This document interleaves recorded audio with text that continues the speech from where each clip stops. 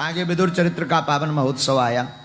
विदुर जी कौरव पक्ष में जब तक रहे जब तक धर्म रहा, बाद में विदुर जी ने छोड़ दिया, छोड़कर चले गए। विदुर जी को रास्ते में फिर उद्धव जी से मिलन हुआ। उद्धव जी से चर्चा की, भगवान कहाँ हैं? बोले वो तो गए, महाभारत का युद्ध कब का हो गया, हमारे लिए प्रभु ने कभी याद किया? हाँ, मैत्रेय मुनि से संवाद विदुर जी का हुआ। सृष्टि वर्णन की चर्चा आई। सबसे पहले सृष्टि में जल ही जल था, विराट भगवान ने लीला की, जल को पान किया, जल को पान किया और भगवान शयन किए तो भगवान की नाभि से एक कमल निकला।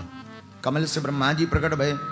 ब्रह्मा जी ने यत्र तत्र देखा कि हमारे पिताजी कौन है, तो समझ में आया कि कोई तो है नहीं, तो कमल की डंडी को पकड़ के नीचे तक आए, जहां तक श्वास बंधी रहे वहां तक तो ठीक, जहां उकताहट हो तो फिर वापस। अब समझ में ही नहीं आए कि पिताजी कौन है, तब भगवान दिव्य आकाशवाणी हुई, ब्रह्मा जी तप करो। ब्रह्मा जी ने तप किया 33,000 वर्षों तक। तब भगवान श्री हरि प्रकट भये, बोले देखो तुम हमारे पुत्र हो और तुम्हें हमने सृष्टि प्रक्रिया पर संसार रचने के लिए बनाया है। ब्रह्मा जी खुश भये। ब्रह्मा जी ने भगवान के नाम से ही 5 तत्व प्रकट किए, क्षितिजल पावक गगन समीरा। कहां से प्रकट भये जरा देखो, ये बहुत गौर करने वाली बात है। जब जल ही जल था तो ये 5 तत्व कहां से प्रकट भये? भगवान नाम से। कैसे? भगवान नाम में कितने अक्षर हैं? भगवान नाम में 5, भा, गा, वा, बड़ा वा है तो मात्रा पड़ी जाएगी आ और ना। कितने हो गए? क्या हो गया नाम? भगवान। पहला अक्षर कौन सा है? भा से हुई भूमि प्रकट, भूमि यानी पृथ्वी। दूसरा अक्षर क्या है? गा, गा से हुआ गगन प्रकट यानी आकाश। तीसरा अक्षर क्या है? वा, वा से हुई वायु प्रकट यानी हवा। चौथा अक्षर क्या है? आ से हुई अग्नि प्रकट यानी फायर, हाँ अग्नि प्रकट। 5वां अक्षर क्या है?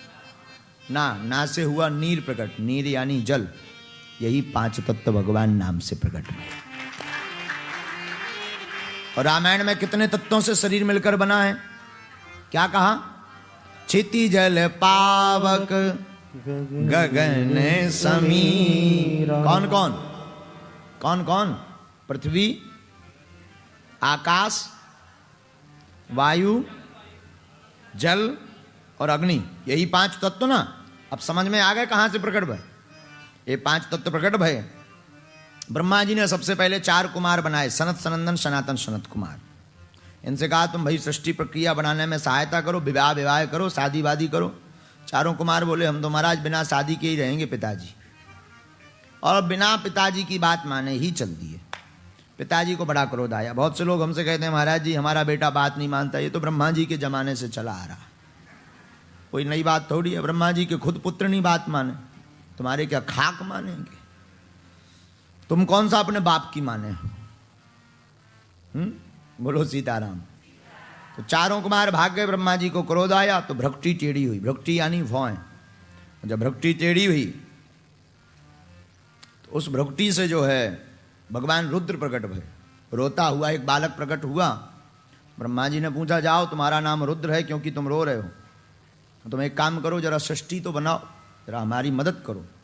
रुद्र भगवान ने इतने भूत प्रीत बनाए, भूत प्रीत जिंद बेताल पिशाच साकनी डाकनी, तो ब्रह्मा जी का माथा खराब हो गया। ब्रह्मा जी बोले बस कर भैया, कितना बनाएगा?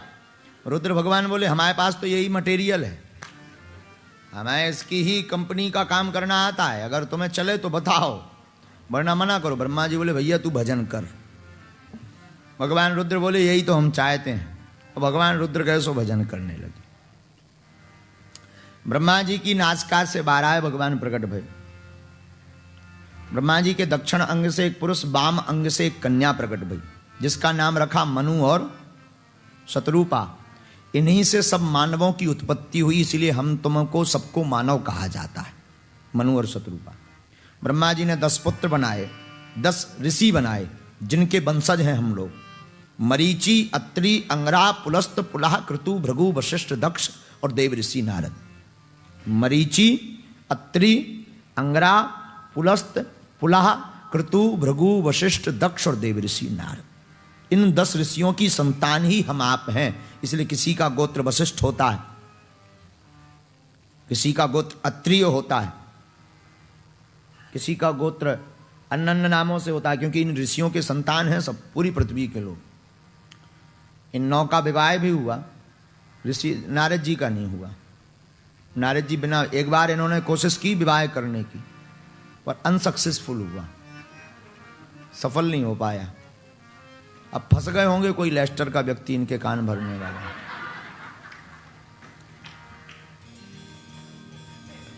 लेस्टर के लोग खुद का तो बसता नहीं है घर, दूसरों का भी नहीं। तो हमें तो लग रहा पक्का यहीं का कोई ना कोई रहा होगा नारद जी के साथ में। बोलो सीताराम। और चुनौती बड़ी खतरनाक होती है, शादी की चुनौती नारद जी ने, अच्छा चुनौती होती खतरनाक। हमारा चेला चंगीलाल, हमारे चेला चंगीलाल, चंगीलाल से मास्टर ने पूछा कि चुनौती का परिभाषा बताओ, चुनौती क्या है। चंगीलाल तो चंगीलाल, चंगीलाल के गुरु का नाम टिल्लू गुरु। अब चंगीलाल से देखना, चंगीलाल ने चुनौती दी, पूरे पेपर को खाली छोड़ दिया, लास्ट में लिख दिया तेरे बाप में दम हो तो पास करके बता।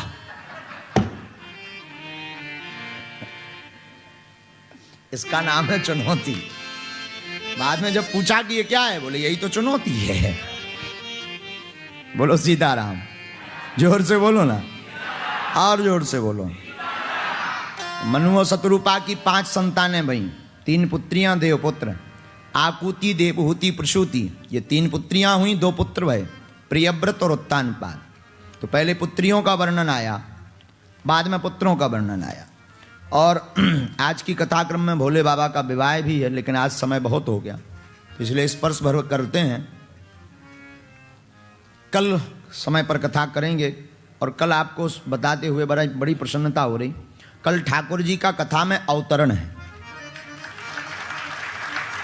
तो हो सके तो पीले वस्त्र पहनकर आना, हाँ, तिलक लगा कर आना। कल कौन कौन नहीं आएगा, हाथ उठाओ।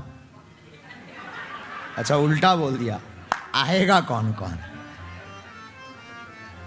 हाँ, तो अब हम मोदी जी से कहेंगे, हे मोदी जी, सामने वाली कुर्सियां कैंसिल करके यहाँ सामने गद्दा डालो। जो भक्त हैं वो नीचे गद्दे पर बैठकर सुनेंगे, जो अति वीवीआईपी हैं वो कुर्सियों पर। हाँ, तो हम चाहेंगे, क्योंकि अब आज बहुत से लोग ऊपर खड़े, तो वो छज्जा पे खड़े, हमें तो डर लग रहा हो। डर जो लग रहा हो कि आज तक हमने ऐसी तो भागवत सुनाई, ऐसी पहली बार सुना रहे।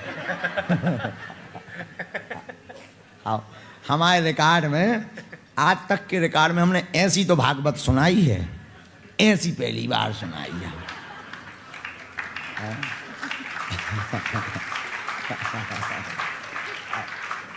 अच्छा, मतलब लेस्टर के लोग होते ही अद्भुत हैं, मतलब उन्हें कथा सुनने को होता है। एक जने झूम रहे थे, हम देखे ही थे, भजन जब चल रहा था सुबह झूम रहे थे, हमें जो लोग छज्जा नहीं चिन्हे आज,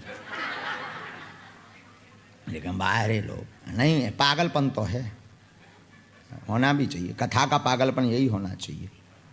तो हॉल भर गया है मोदी जी। कल 1-1, 2-2 लोग सब लोग लेके आओ, और 3 दिन की कथा और बची। इसके बाद हम भी चील गाड़ी पकड़ के फुर, चील गाड़ी मतलब हवाई जहाज, हमने उसका नाम रखा चील गाड़ी।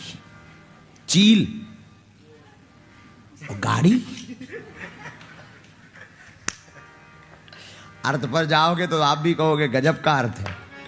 तो I can not speak in English, but I understand your feelings.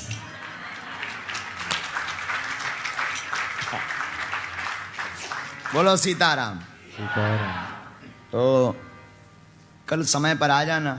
घर वाले अगर जितने पुरुष हैं, पुरुषों की मात्रा तो कम है, नहीं बराबर है। अच्छा, पुरुष आते, कल हमसे एक जने पूछा, तो बोले गुरु जी कथा में पुरुष क्यों कम आते हैं। हमने कहा घर वाली उनकी ऑर्डर नहीं देती। अब जब पत्नी धर्म पत्नी ना उनको हाँ बोले, वो क्या है बेचारे। 2 नेविगेशन होते हैं, एक कार में, एक घर वाली। तो कार का नेविगेशन जैसा चलाता है वैसे ही चलता है व्यक्ति, उसी प्रकार घर वाली। लेकिन कुछ ऐसे भी हैं जो सापत्नीक बैठे, तो ये विशेष धर्मात्मा है। बोलो सीताराम। ऐसे ही हमारे चंगीलाल की शादी हो रही थी, शादी चंगीलाल की शादी हो रही थी तो पंडित जी से बोला गुरु जी, और टिल्लू गुरु पंडित बोले गुरु जी बताओ दाएं तरफ बैठे या बाएं तरफ। पंडित जी भी बहुत ऊंचे थे, बोले देख लो भाई जहां उचित लगे सो बैठ जाओ, बाद में तो सिर पे ही बैठेगी। बोलो सीताराम, जोर से बोलो, जोर से बोलो। तो तीसरी पुत्री जो पुत्रियों का भी वर्णन आया, संतों का भी वर्णन आया। बोलो वृंदावन बिहारी लाल की जय, गौ माता की जय। आकुति का विवाह रुचि प्रजापति के साथ हुआ। देवहूति माँ के 9 बेटियां हुई जिनका 9 ऋषियों के साथ विवाह हुआ। तीसरी बेटी जो प्रसूति थी, प्रसूति का विवाह दक्ष प्रजापति के साथ हुआ।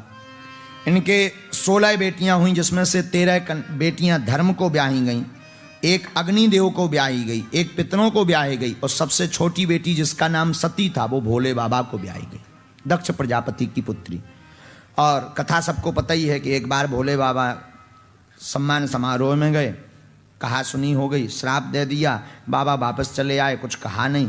बाद में दक्ष प्रजापति अभिमान आने के कारण यज्ञ किया, सबको न्योता दिया, भोले बाबा को न्योता नहीं दिया। सती जबरदस्ती चली गई। देखो रहे मन धागा प्रेम का मत तोड़ो चटकाए, टूटे से फिर ना जुड़े गांठ पर जा। भगवान से इंसान से किसी भी प्रेम का धागा हो चटका करके मत तोड़ो। सती जी नहीं मानी, जब गई प्राण त्याग दिए। उन्हीं सती का प्रादुर्भाव पार्वती के रूप में हुआ। बरहु शंभु नाता रहो कुमारी, और तपस्या की तो शिव को पाया और भोले बाबा के साथ मां पार्वती का विवाह हुआ। बोलो वृंदावन बिहारी लाल की जय।